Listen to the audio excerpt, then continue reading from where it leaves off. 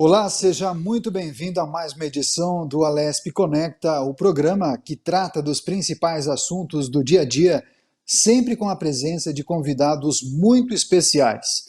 Durante a pandemia, claro, cada um na sua casa, cada um no seu espaço, respeitando o isolamento social, mas a gente sempre leva para você que acompanha a nossa programação o melhor conteúdo.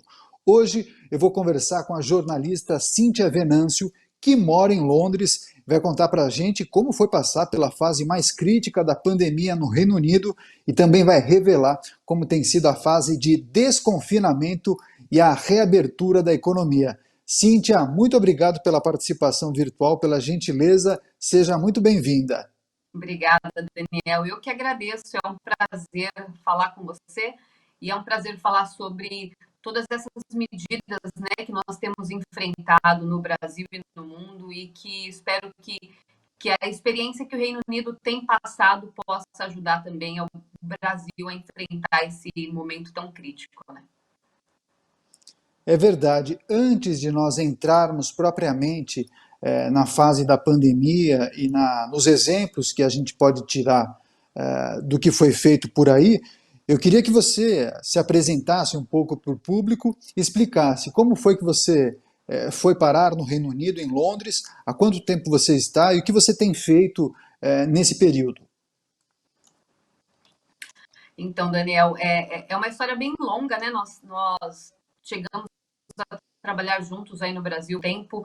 Eu desci a Londres em 2017 estudar, foi a minha decisão, né, de aperfeiçoar inglês, porque a gente sabe que no Brasil falta tremendo.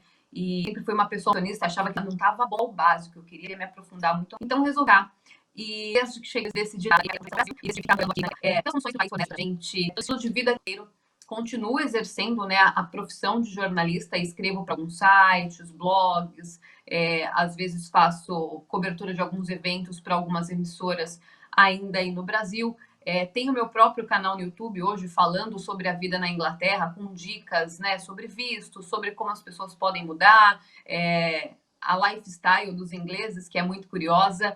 E aí trabalho hoje, né, o meu sustento provém do ramo hoteleiro e que foi uma das principais coisas que mostrou o sinal da pandemia aqui na Inglaterra, né? Porque o setor começou a cair muito, a gente ainda não sabia como iam acontecer, então foi aí o start que a gente teve para tomar algumas medidas para evitar o risco de contágio.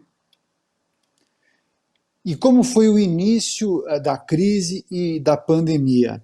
Logo o governo tomou as medidas e já determinou o confinamento, ou isso só começou a ser efetivado a partir do momento em que o número de contágio cresceu demais? Conta pra gente como foi o início da crise da pandemia.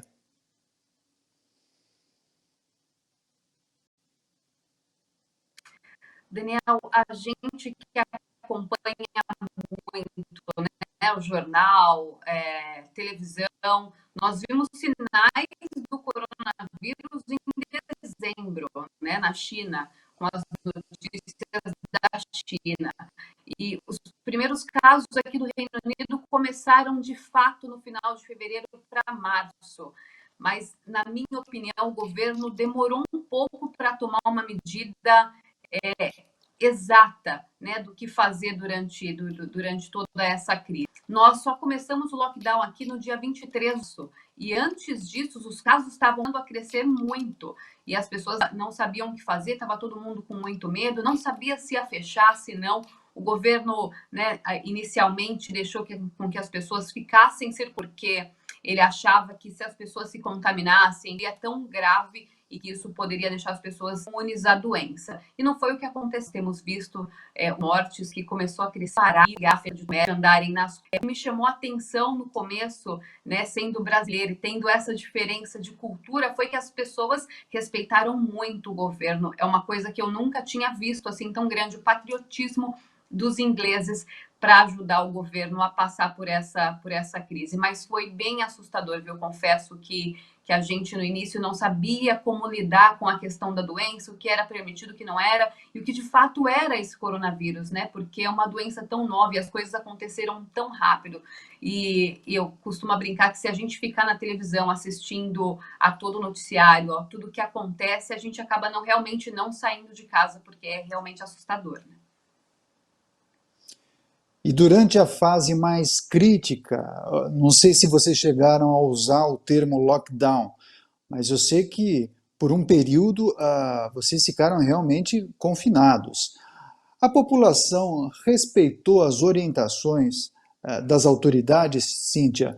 Ou o que se viu foi muita gente furando a quarentena? Conta pra gente como foi esse período mais crítico em que as pessoas precisavam ficar dentro de casa. Nós tivemos, sim, foi decretado o lockdown no dia 10 de março, nós completamos agora 10 semanas de lockdown. Nós temos, né, agora nas 2 últimas semanas, um afrouxamento desse lockdown, mas ainda nós estamos vivendo esse período, né, de quarentena aqui.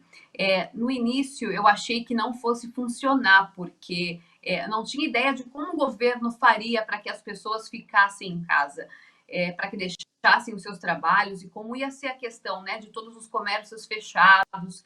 Nas 2 primeiras semanas, as pessoas saíram comprando em disparado nos supermercados, com medo de que as coisas faltassem em casa. E o governo fez uma coisa impressionante, que foi fornecer, né, pagar o salário, 80% do salário de todos os funcionários aqui, de todas as pessoas empregadas com contrato de trabalho aqui no Reino Unido, e também fornecer um apoio para as micro e pequenas empresas, de pagarem 80% de todos esses rendimentos, o que deixou a população muito mais segura, né, e fez com que eles ficassem realmente em casa, porque o governo já estava providenciando, né, o sustento e moradia para essas pessoas. Então, o lockdown foi muito respeitado aqui. O Sistema Único de Saúde aqui, que é o nosso NHS, inclusive um dos cientistas, né, que estudou a questão do distanciamento social, que aplicou esse distanciamento social aqui e no mundo, ele é inglês, é aqui da Universidade de Oxford. Então, os estudos que são feitos aqui têm contribuído muito para que a gente consiga conter, né, essa doença. E foi muito legal isso, ver essa experiência das pessoas realmente ficando em casa, apoiando o Sistema Único de Saúde, dando apoio ao governo nesse momento tão difícil.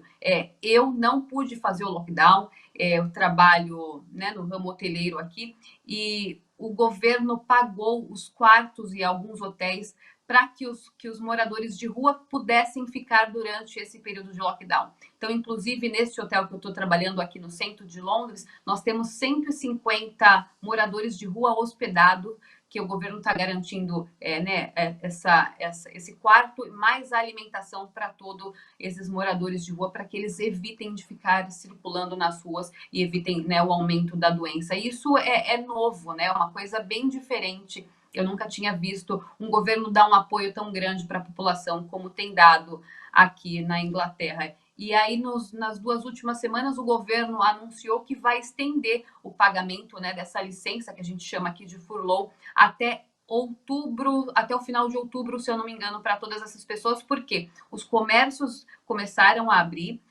Nessa segunda-feira, o governo anunciou, né, esse afrouxamento do lockdown, então algumas escolas primárias puderam voltar a funcionar, alguns restaurantes com áreas externas também, e a partir agora da semana que vem, que as coisas, eu acho que começam a voltar a reabrir normalmente, né, seguindo, é claro, as medidas de distanciamento social e as medidas de saúde conforme o governo tem orientado.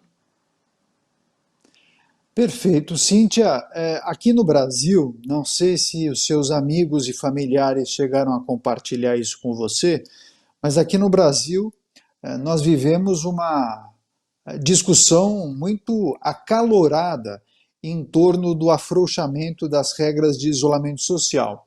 De um lado, nós temos as autoridades de saúde e os governadores que defendem as restrições de circulação. Do outro lado, o governo federal e comerciantes e também alguns prefeitos que defendem a flexibilização da quarentena. Isso chegou a acontecer também no Reino Unido, em Londres, na Inglaterra, essa discussão em torno da quebradeira das empresas, isolamento social, quarentena flexibilizada. Conta um pouco se isso chegou a acontecer aí na Europa, especialmente na Inglaterra. Daniel, o medo das pequenas empresas, né, de falirem, de quebrar, existe. Mas o governo está dando esse suporte de pelo menos manter, né, tanto os funcionários quanto prover algum retorno financeiro para esses microempresários, para que eles pudessem, né, ficar durante esse lockdown sem trabalhar e não perdessem ou falissem com os seus comércios. Então, houve muito respeito quanto a isso, porque o dinheiro está vindo ainda do governo, diferente com o que tem acontecido no Brasil, porque o governo não está provendo, né, segurança nenhuma para os micros e pequenos empresários. Então, isso causa muito espanto e é óbvio que vai causar muita discussão, porque as pessoas precisam comer, as pessoas querem manter os seus comércios, querem manter as suas famílias.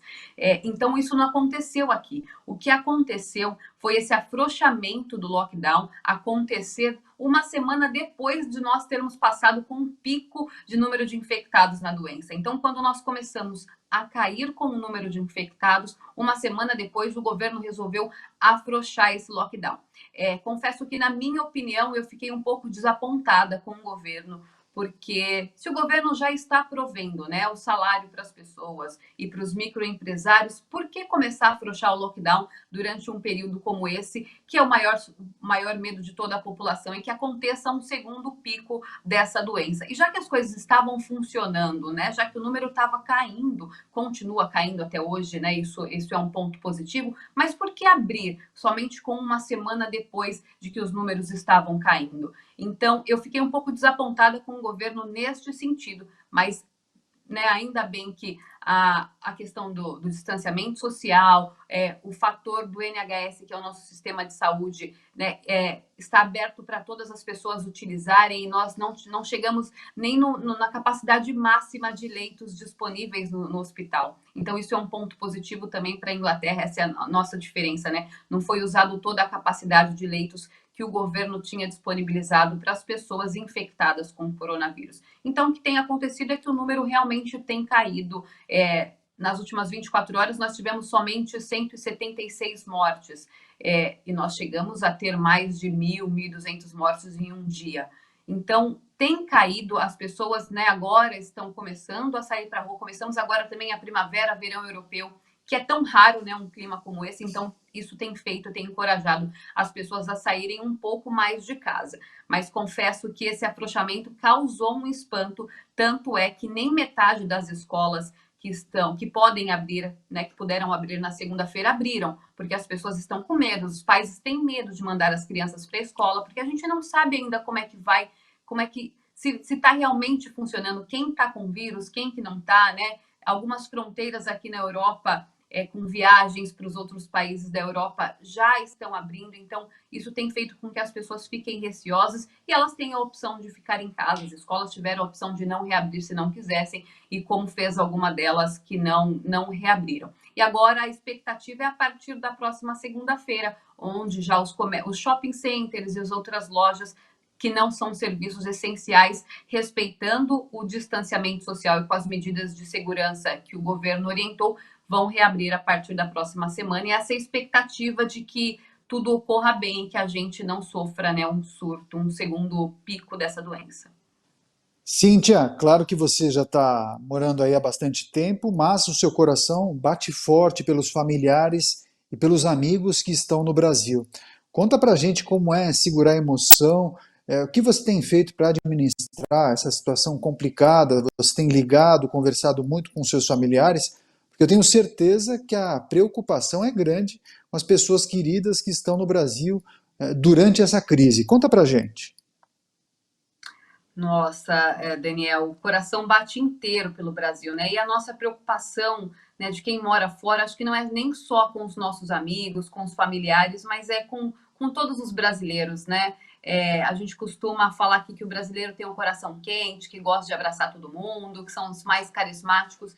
E bem isso mesmo, porque a gente fica com uma preocupação enorme com todos os brasileiros, porque a gente sabe, né, de onde a gente veio e quais são as condições que o Brasil tem enfrentado e já enfrentou ao longo de todos esses anos.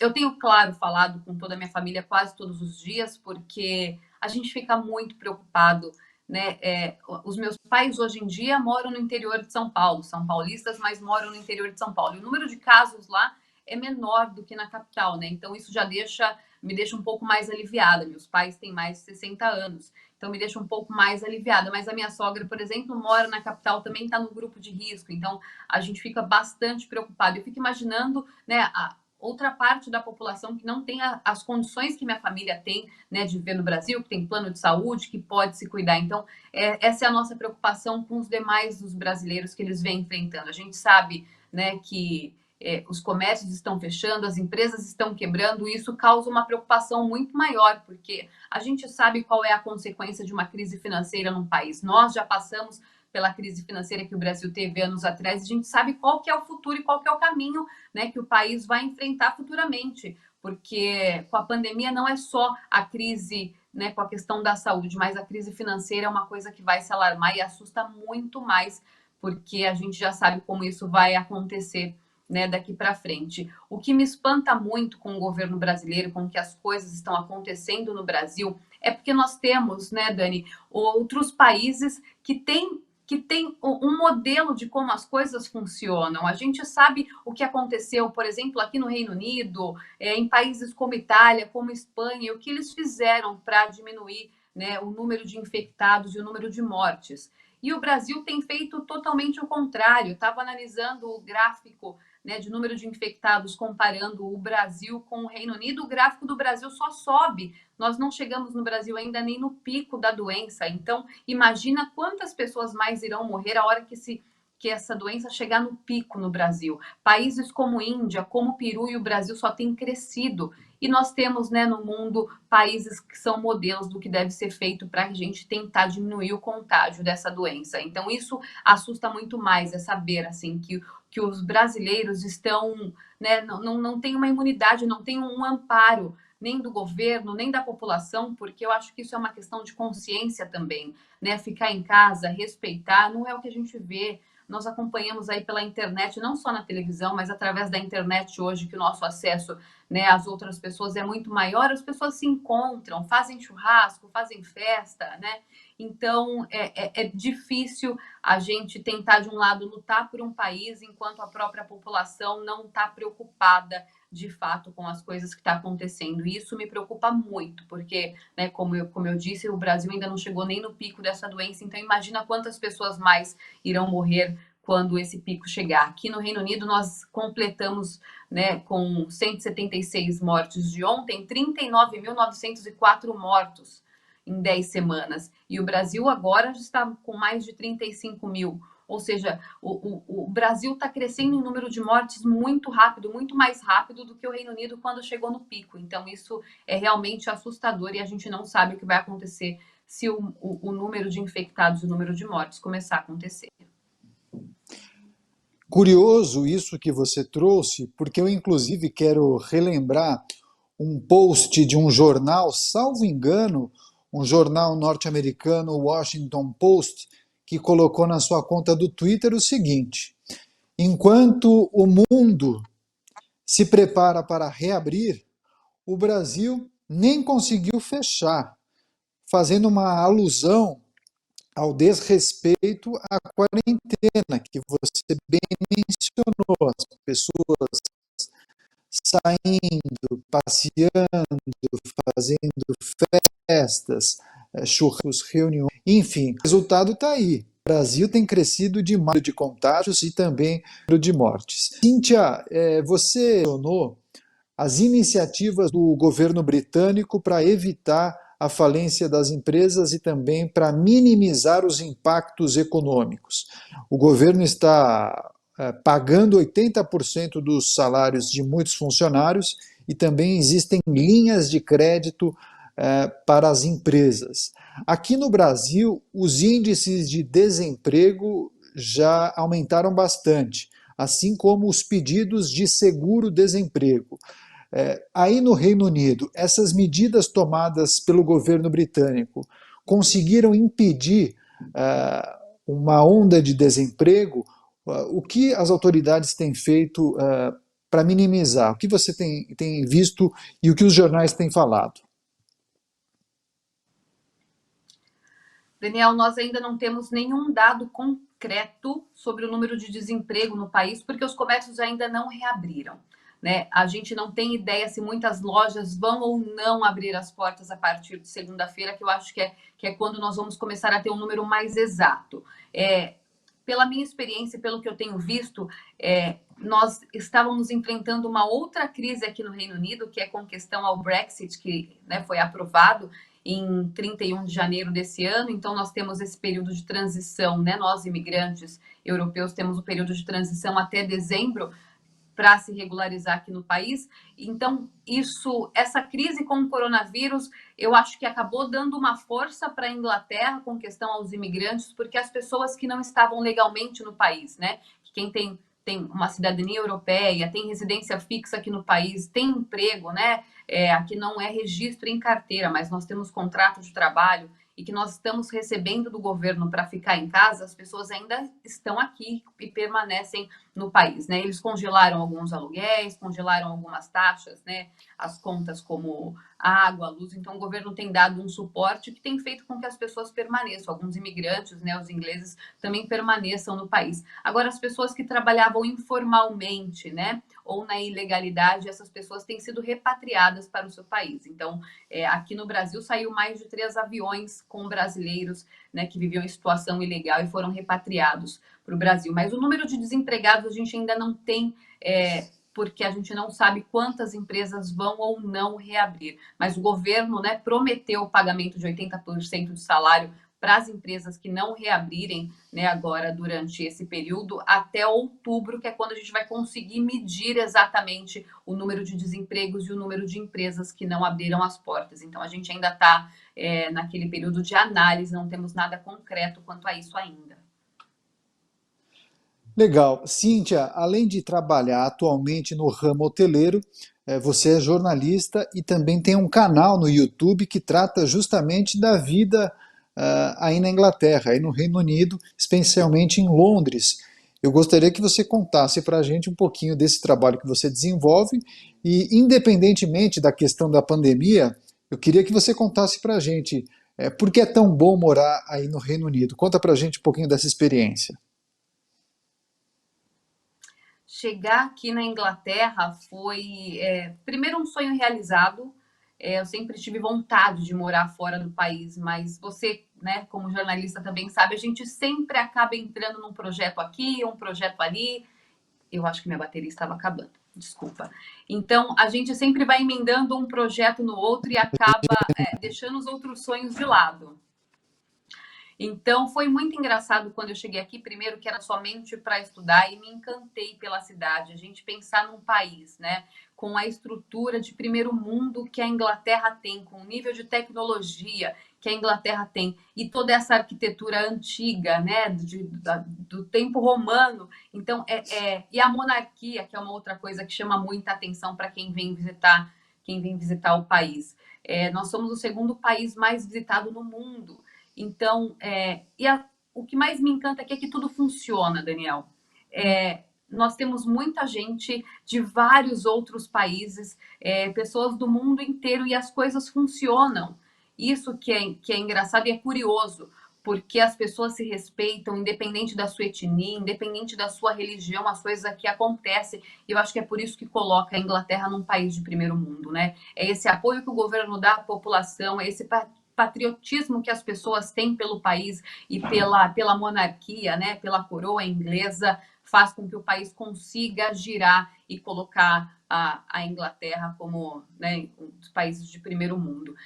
Então, quando eu cheguei aqui para estudar, decidi ficar aqui na Inglaterra, né, estudar, aperfeiçoar o meu inglês e viver aqui. Mas como a gente que faz comunicação, né, tem a comunicação no sangue, eu não queria deixar de trabalhar na minha profissão. E o canal no YouTube é uma coisa que eu já tinha no Brasil e a gente resolveu trazer isso para esse nicho aqui na Inglaterra, porque a gente sabe da deficiência, né, que os brasileiros estavam enfrentando aqui. Primeiro, por questão da língua. Né? Quando muitas pessoas saem do Brasil para vir para um país de primeiro mundo, como a Inglaterra ou como os Estados Unidos, atrás de trabalho, atrás de proporcionar para suas famílias uma condição financeira muito melhor, por questão da diferença de moeda, né? E no meu caso foi diferente. Eu vim para estudar, né? Eu não vim para juntar dinheiro, eu vim para decidi fazer a minha vida aqui na Inglaterra, que é o que eu tenho feito hoje. Então a gente percebeu que muitos brasileiros, como vêm para cá somente para trabalhar, não falam inglês, não estudam. Então a gente acaba sendo essa ponte, né? Tanto entre o governo com as coisas que o governo passa, né, quanto a questão de cultura, porque as pessoas acabam deixando isso de lado, e é uma questão muito importante, né, de você saber um pouquinho mais sobre o país que você vive, sobre quais as condições o país oferece, né. Tem muita gente aqui que só vem pelo dinheiro e acaba deixando de lado as outras coisas. Então, o canal no YouTube, com esse nicho de brasileiros vivendo na Inglaterra, é justamente essa ponte que a gente tenta fazer entre o governo, entre a cultura, né, serviços de informações que acontecem aqui na Inglaterra, para os brasileiros que também vivem aqui, para quem tem vontade de vir também, porque a gente sabe, né? Saiu uma matéria há pouco tempo, se eu não me engano, da Isto É no Brasil, que 62% dos brasileiros gostariam de sair do país. Então, o canal, né, o nosso canal no YouTube também tem esse papel de mostrar como as coisas funcionam, como é possível pedir visto, né, o que as pessoas podem fazer, o que elas precisam ter para migrarem aqui para o país. E tem dado muito certo, a gente tem visto, né, um resultado muito legal, as pessoas têm comentado bastante, têm compartilhado bastante. Eu acho que o papel mais importante que a comunicação tem, que é quando a gente descobre o porquê que a gente faz comunicação, é para ser esse canal mesmo de ajuda, né? De levar informação para as pessoas e tentar ajudá-las através da informação, que eu sempre digo, quem tem informação, né, tem tudo, porque você não consegue ser enganado. Então, é o que a gente tenta fazer aqui através do nosso canal. Muito legal, informações muito importantes trazidas pela Cíntia Venâncio, jornalista que mora em Londres e também compartilha um pouquinho da experiência dela com os brasileiros e com tantas pessoas no YouTube e na internet. Cíntia, então, quem quiser conhecer mais do seu trabalho, conta pra gente como as pessoas fazem para te encontrar nas redes sociais e também no YouTube. Isso, para ficar mais fácil, Daniel, para encontrar o canal ou mais informações, né, sobre aqui em Inglaterra, pode seguir o meu perfil pessoal no Instagram, que é @civenâncio. E aí no meu Instagram tem todos os links para os outros canais, né? Somente uma clicadinha lá na minha bio tem para o canal no YouTube, para o meu perfil também no Facebook. E a gente fala bastante sobre a questão profissional aqui na Inglaterra, tira dúvidas. Então, a internet eu acho que ajuda a gente um pouco, apesar da distância, de compartilhar essas coisas úteis com as outras pessoas, né? Eu tenho recebido muita mensagem de brasileiros, né, querendo saber como é que é a vida aqui, se vale a pena ou não sair do Brasil, principalmente agora nesse momento de crise que o Brasil tem enfrentado. Então, quem tem oportunidade, quem tem condições, estão buscando, né, sair do país para tentar enfrentar essa crise em um outro lugar com uma outra perspectiva. Então, através do meu Instagram, as pessoas podem encontrar, ou então no nosso canal no YouTube, que é youtube.com/oficialnavibe, é o nome do nosso canal, e lá a gente compartilha semanalmente vídeos com conteúdo aqui da Inglaterra. Muito legal. Eu conversei com a jornalista Cíntia Venâncio, ela mora em Londres e contou um pouquinho para a gente como foi passar por esse momento mais crítico da pandemia do novo coronavírus e trouxe informações importantes da fase de desconfinamento e da reabertura da economia, além de compartilhar um pouco das suas experiências como repórter e apresentadora na Inglaterra. Cíntia, eu quero agradecer demais a sua participação, as informações que você compartilhou com a gente e a gentileza em atender ao meu convite, viu? Muito obrigado, boa sorte, um beijão para você. Obrigada, Daniel. É sempre um prazer falar com você. Eu que agradeço o espaço e a oportunidade de poder passar um pouquinho de informação para todos os nossos brasileiros. Muito obrigado mais uma vez. Não temos mais tempo. Ponto final nessa edição. Eu agradeço demais a sua companhia e audiência. E até o próximo programa. Alesp Conecta. Tchau, tchau.